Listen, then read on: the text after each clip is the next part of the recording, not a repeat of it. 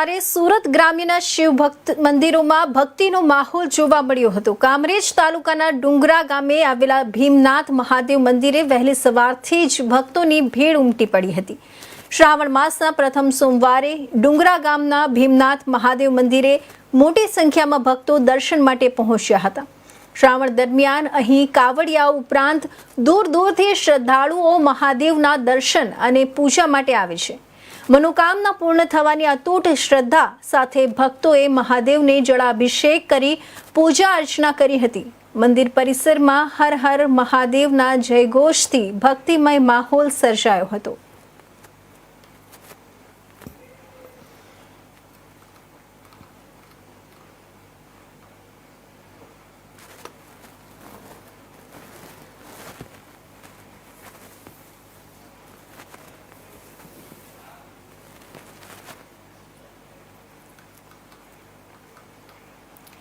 श्रावणना प्रथम सोमवार